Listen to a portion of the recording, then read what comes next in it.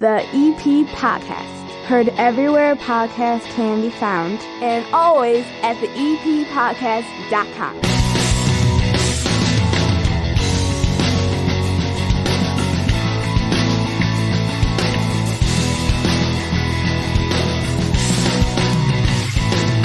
It is Football Friday, Friday Night Lights again this weekend, and Evergreen Park has homecoming, and the head coach of the Evergreen Park Mustangs, Jim Ramazinski, is down here with us again. How are you, Coach Ram? Very good. Thanks for having me. You had a big upset victory over Eisenhower. Big win, close win, 24-22. Tell me about it. It was a good game. 24-22 was the final.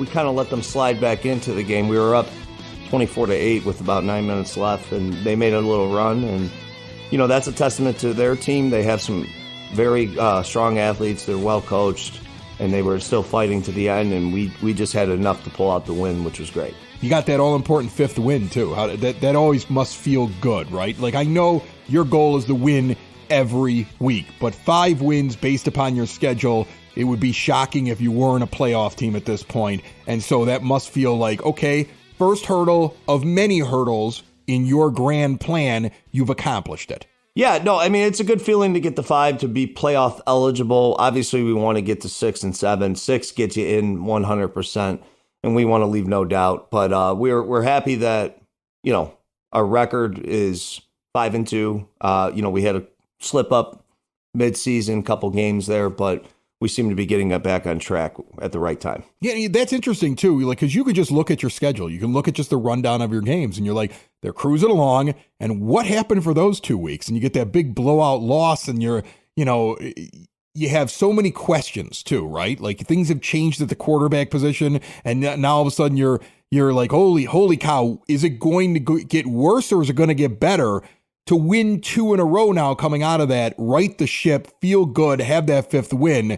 You have momentum now, I would say. Yeah, no, the boys are feeling good. We're feeling good. Obviously, we want to keep taking care of business. Aiden Bench has stepped up big time for us at QB, which is awesome to see. And, we knew it would come with some time. And, those first couple weeks are tough.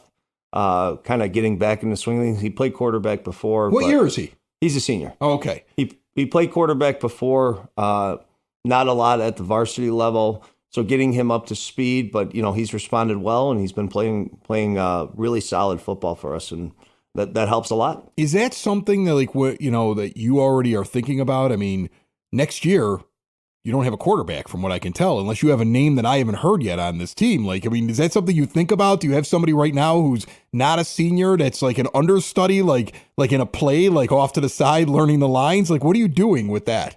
I'll leave it at this. There's always a plan. It's not always the plan that comes to fruition. But right. We have some ideas for next year, but like any coach would say in this spot right here, we're just focused on 1 week at a time, keep getting the wins. You're not gonna shave down and pretend that you're 17 years old and go out and play, are you? No, no. I can't. I couldn't do it either.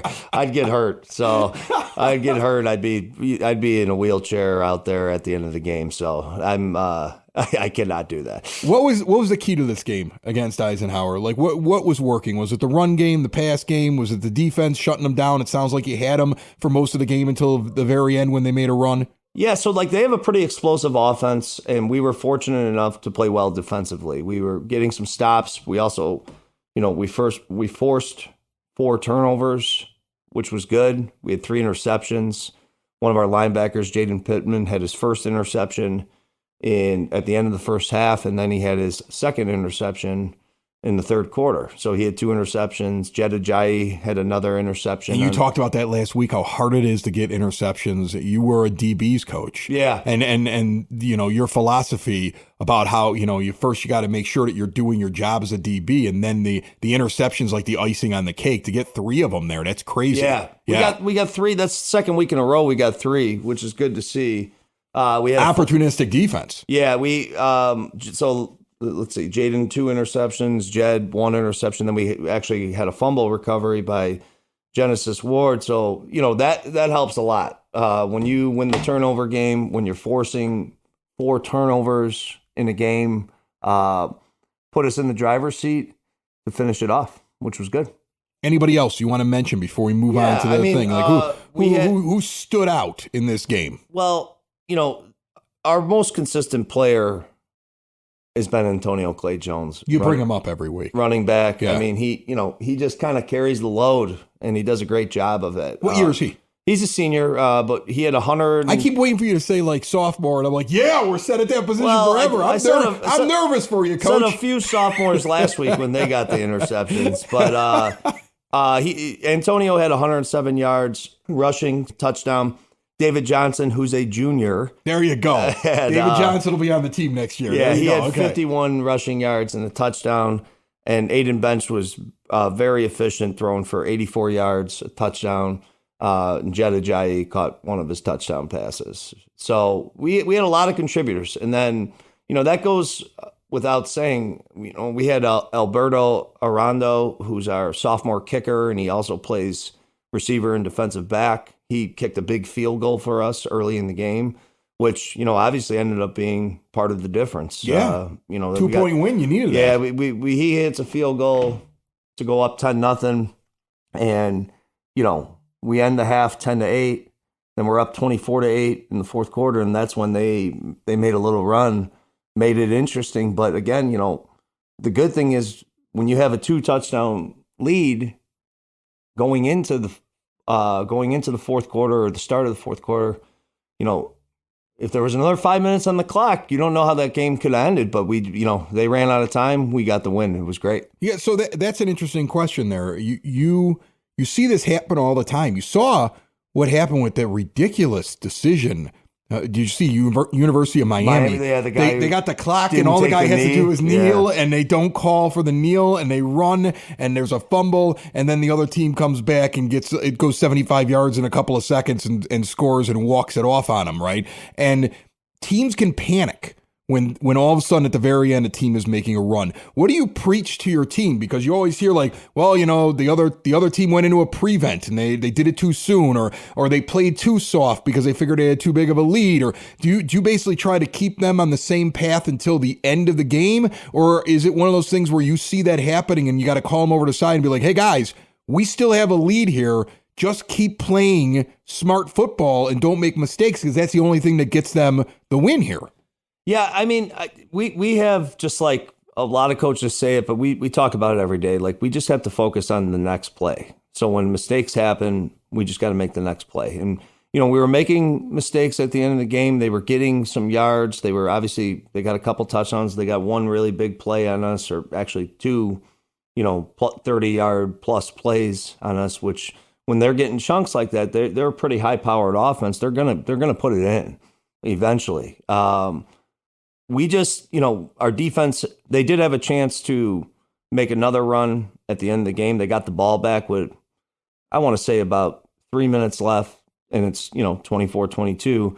Our defense gets a big stop on that last series for them. We come back on offense, we get a first down, and the game's over. Yeah. So, it just, they settled in at the right time to make that final stop. Obviously, we would have liked it to have been not as close. Well, I mean, you're on the road, too, and I would imagine the crowd starts to get, excited because they're like, here we go, we're about to watch something incredible. Our team's going to come back, so now you got a buzz, and you probably get a little bit of extra pressure there, and you got to stay calm at the end. Yeah, it was a really exciting game. It was a well-played game by both teams. That fourth quarter, things happen, and they were stepping up. Eisenhower they were stepping up, making plays, and we were struggling in that fourth quarter, but we had enough to get it done at the end. We'll take the win gladly and move on and learn from our mistakes. I would imagine that in those moments, sometimes you're sitting there thinking to yourself, not one of my stars, one of my just role players might have to make a play. This team might go for an onside kick, and that kid that's standing off to the side is going to actually have to do the thing that he drills on all the time that doesn't happen that often. And you're sitting there thinking to yourself, I'm glad we talked about all of this in the preseason and work with all these guys, because you can't just focus on your stars. Because in those moments, you need everybody ready to go. Yeah, and we brought our hands team out there a couple times throughout this game. They weren't able to get an onside kick successfully. Our guys stepped up, and then those are the little things that when you practice it, sometimes you're like, how often am I going to use this? Is it? But when you need it, you better have it in your bag and it better be good. Yeah. Because, we were in a situation where there was a couple onside kicks over the past few weeks, and we've been fortunate to recover. And, like you say, like it's not always your stars that step up. There's a good example where, I don't think many people were talking about Aiden Bench before the season and Jaden Pittman.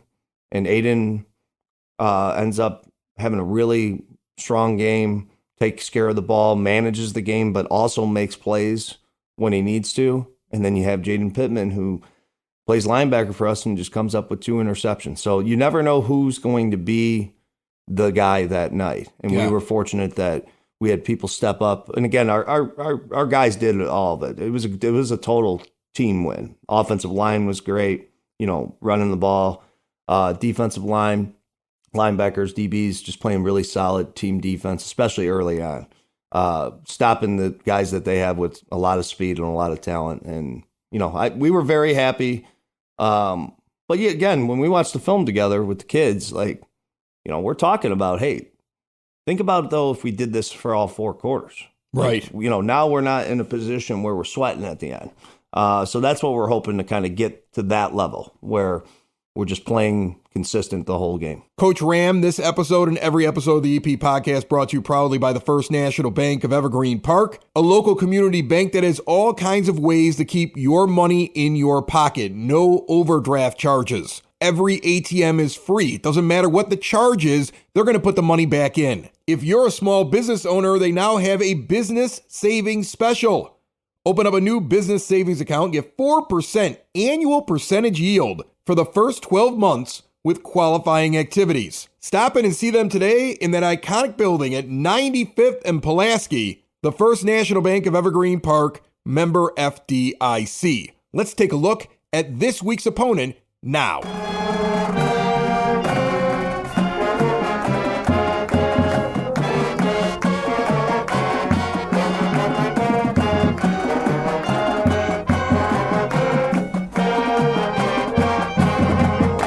Let's talk about your opponent that you have this week. It's homecoming week. Friday night, the 13th. Friday the 13th. I mean, isn't that? I mean, like, I hope the entire student section is wearing like some kind of weird Halloween costume, or everybody's got a mask on. There'll be some weird stuff. Yeah, I'm looking for sure, some weird stuff happening. 7 p.m. game. You got Argo coming in. They're 4-3. Tell me a little bit about your opponent. Very solid team coming in at 4-3. Obviously, they're fighting for a 5th win to try and get in the mix for the playoffs.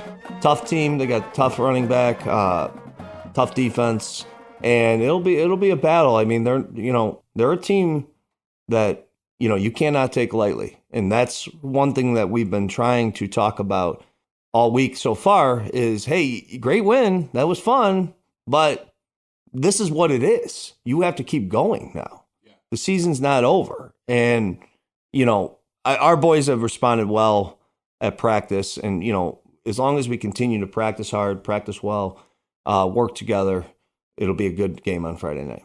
Tell me a little bit about the distractions and the way that you have to keep your guys on point this week, because homecoming's a different animal, isn't it? It's my first year there, so I don't know every in and out of homecoming at Evergreen. I will tell you this, we talk about it every day. You got to avoid distractions. You got to be focused. And, inevitably, homecoming's a celebration. So I'm not the guy who is like the super anti-homecoming week, because I think it's fun for the kids. It's fun for the community.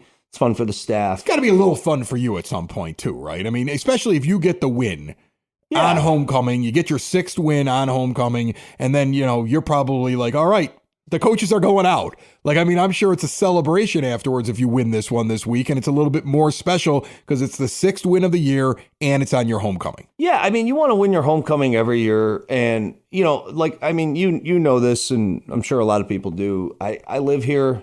My kids will be going there, and I like to see the excitement at the school for this week. But at the same time, it's not just part of being a football team; it's part of life. You have to understand what the priorities are. You have to harness the energy in a correct way. And I think our boys will do a good job of avoiding the distractions. And, again, it's part of the fun, but it's also, we got to know when it's time to take care of business. And, Friday night we'll be ready to go. Well, I'm gonna levy my first complaint on this show this entire year, okay, to whoever decided to change the parade route. But we've been in this house for like 17 years. And when my teenagers were little, when the homecoming parade came down 99th Street, because we're right on it, that was an event. And now it doesn't over the last couple of years. So bring it back over to 99th Street. Okay. That's all I'm saying. Get it. I know it's not your call. Bring it back over to 99th Street. Block a little bit of traffic. I don't like these people that cut through Evergreen Park anyway on 99th. So anything you could do to inconvenience people from Chicago or Oak Lawn that cut through and blow every stop sign by running a parade down 99th, I'm all for it, Coach. Yeah, I'm not on the parade route committee, and I don't even know what the parade route is. Because, again, I could play. I figure they're listening, though. Because I know that it used to be on it all the time, and it seems like it's not always going all the way down 99th. Maybe it is this year. I don't know where they're at. But there's been a couple years where it isn't. And I'm all for jamming up 99th Street for the people that aren't locals. I want to make it hard on them. I'll tell them to listen to the podcast. I'm sure they're listening. Yeah. And, I mean, I'm the wrong guy to ask. You told them that guy in his basement with the microphone's angry. Yeah. They're not going to care. I am the wrong guy to ask because I don't even know the parade route. I'm just going to kind of show up and walk. Yeah, right. Oh, they should get you the convertible or something to sit in, right? No. Yeah. Let's go. I'll go. You need a convertible. You get the wife there. You get back in there. You have somebody drive you. Maybe like a thing of flowers, like it's the Rose Bowl parade over your shoulder. I think that's what we need to do. That might be an image, but I don't know if it's going to happen. I think you bust out that hat that I love. Yeah, you haven't brought it back since I made fun of it a couple of weeks ago. I don't think you made fun of it. I embraced the hat. I love that hat. Yeah, it looks like it's been worn for 55 years, but that's just one summer. But I mean, the parade should be fun, but again. And if any of the boys are listening, this is what's important to me is have fun. But then once we get back to school, it's time to just lock in, be ready to go. Right. Exactly. Yeah. It's time to get ready to win the game. The dance is more fun. Is the dance before or after? It's after, right? Normally it's on Saturday. Saturday night. Yeah. The dance is more fun after a victory, boys. Yeah. Okay. Girls love victories. That's all I'm saying. Go out and win. You'll have more fun at the dance. That's all I'm trying to tell you to do. There's no doubt about that. Exactly. Any last keys? Anything you want to establish when you face Argo this week? No, I think we just got to start fast. That was a good thing to see at Eisenhower and Oak Lawn past couple of weeks. Is we were winning the battles in the first quarter, and when you're able to set the tone like that, not only look at this past game, we were able to build a lead that we were able to keep. And, had we started slow and we were playing catch up, game could have been a lot different, obviously. Would have went down way differently. So I'm really impressed with our past two first quarters of how we started fast. And I'm hoping that trend continues and the boys get ready to go right from the start of the game. All right. Friday the 13th. Their last home game before the postseason. You don't know how that'll shake out, where they're going to be playing. It's homecoming. Get on up and see EP face off against Argo as they go for their sixth victory. The 5-2 Evergreen Park Mustangs versus 4-3 Argo. Coach Ram, good luck this weekend. Enjoy homecoming. Thank you very much. Have a good one. It's the EP Podcast. All things Evergreen Park. It's the EP Podcast. Evergreen Park.